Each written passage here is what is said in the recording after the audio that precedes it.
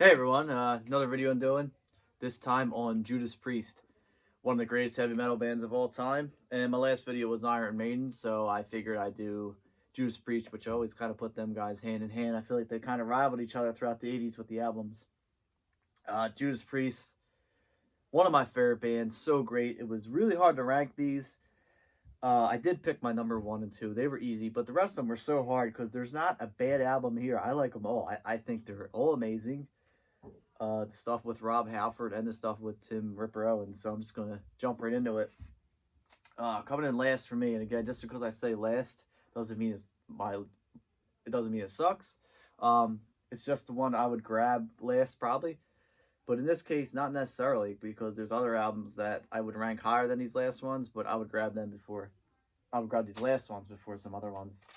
Last but not least, this is from 2001. This is Demolition. Second and final album they do with Tim Ripper Owens. Tim Owens was a tribute band singer for Judas Priest, and he's got an amazing voice. But it's kind of hard to follow up Rob Halford when he's one of the greatest singers of all time. Same instance with Blaze Bayley trying to replace Bruce Dickinson. Just didn't work. But I always like this cover artwork. I know it's very simple, but it's pretty cool. It's pretty badass. Now, I first heard this at Tower Records in Cherry Hill, New Jersey. It was on the listening station. And, obviously I knew Judas Priest. I knew the 80s stuff. I didn't know what they were doing at the time. I was a little younger. I was in high school at the time when this came out. But I listened to it. So I was like, wow, I really like this a lot. And, yeah, it always had a special place in my heart because of that. Coming in next. The first album they did with Tim Owens. This is Jugulated from 1997.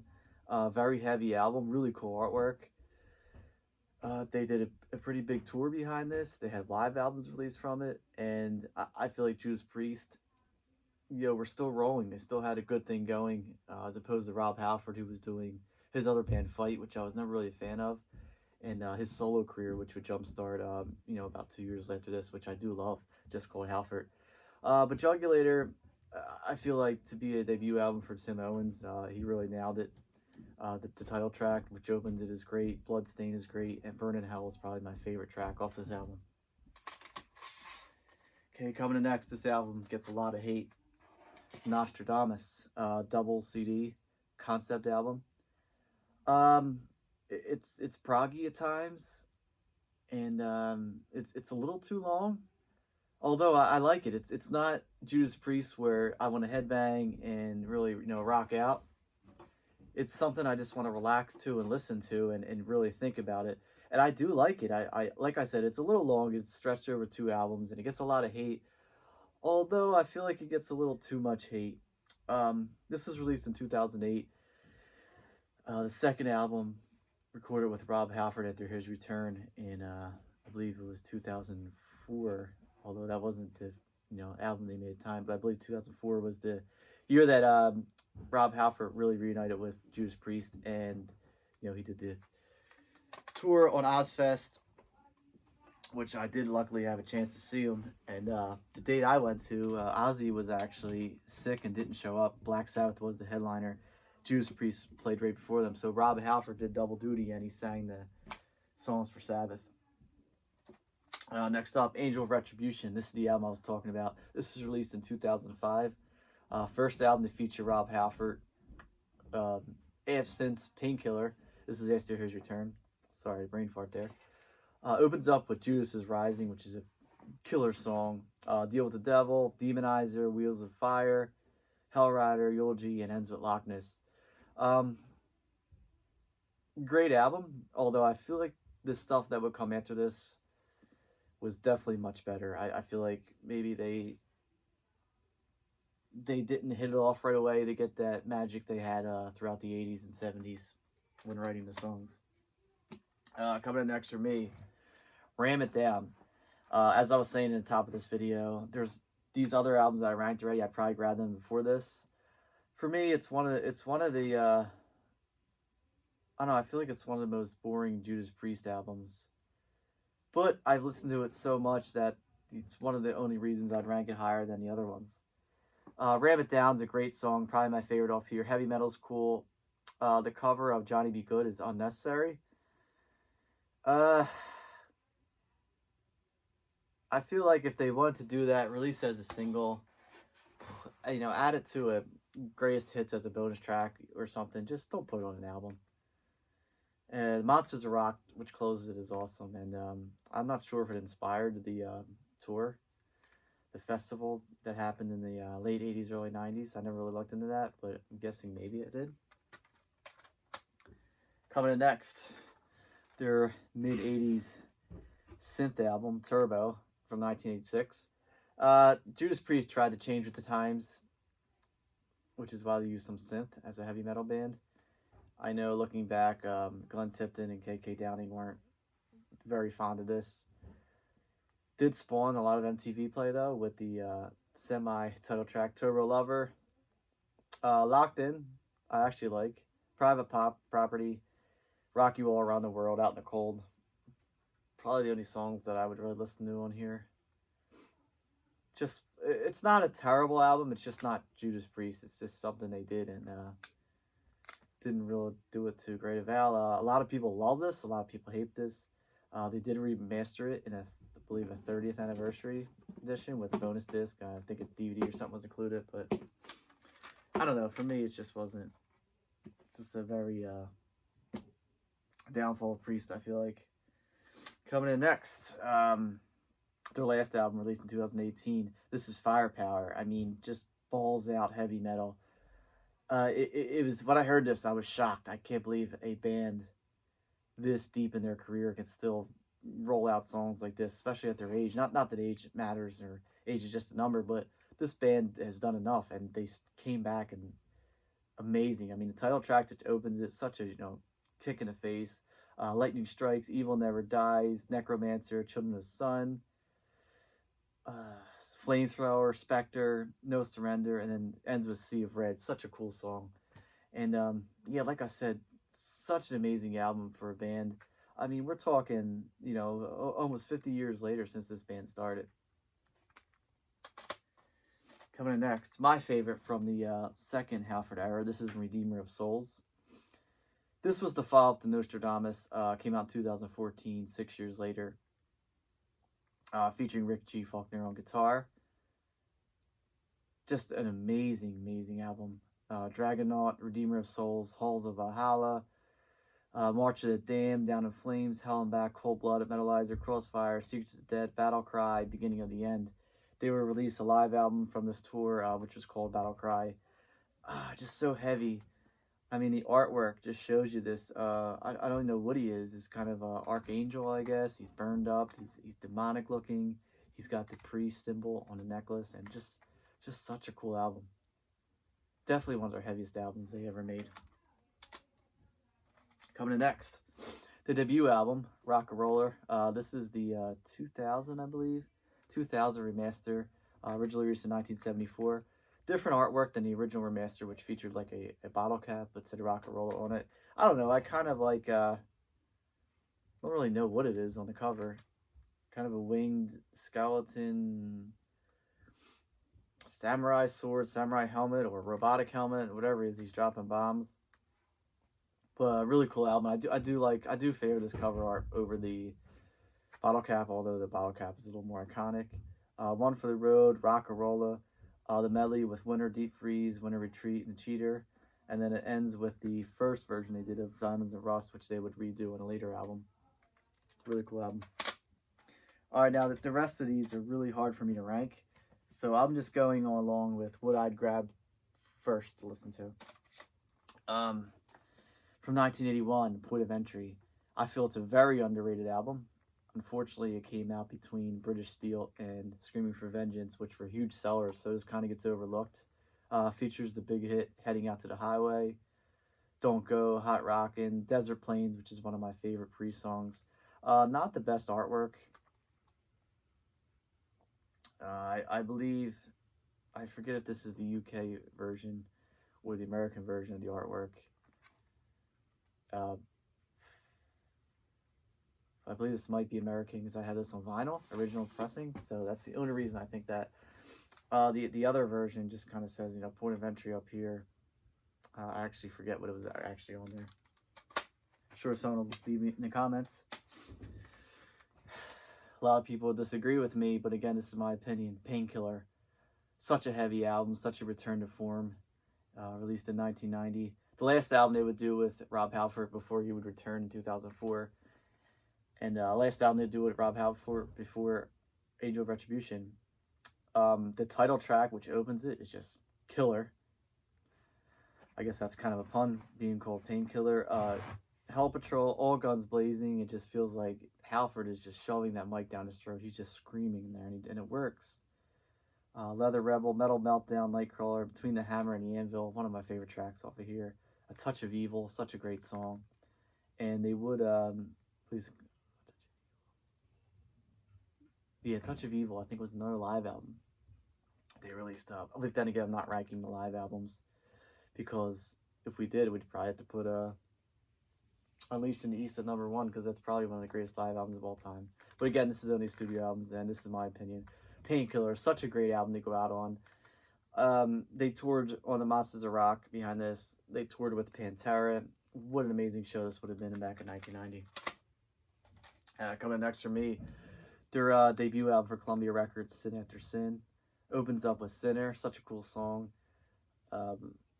Diamond and Rust, which I said they would re-record, and I think this version's a little better. It's a little heavier, a little more better production on it.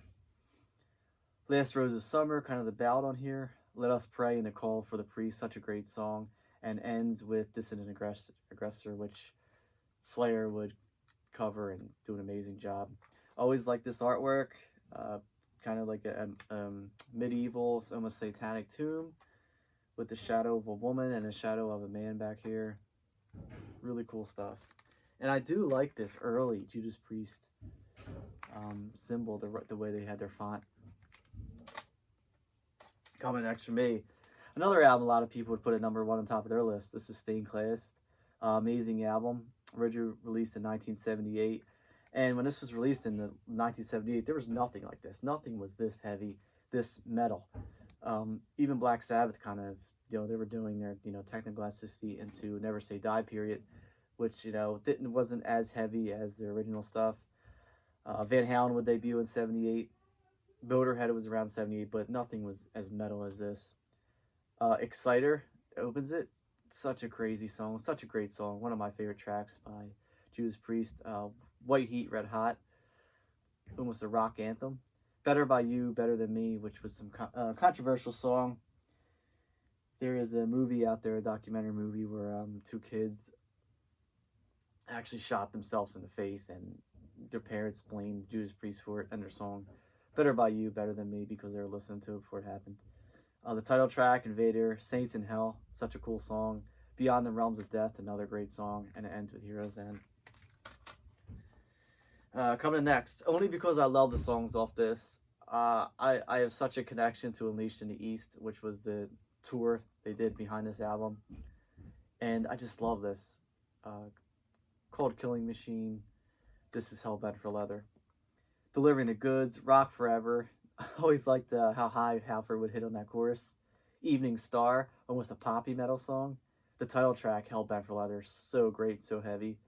Take on the World, another anthemic metal track that should be much more popular. I feel like it should have had radio play. Burning Up, heavy, heavy song. The Green Manalishi with the Two-Prong Crown. Probably my all-time favorite Judas Priest song. It's actually a cover from Peter Green and Fleetwood Mac. Killing Machine, which is the other title track on here, because this went by Hellbent for Leather. I believe in the UK, and I want to say Killing Machine in the United States. I might have them mixed up.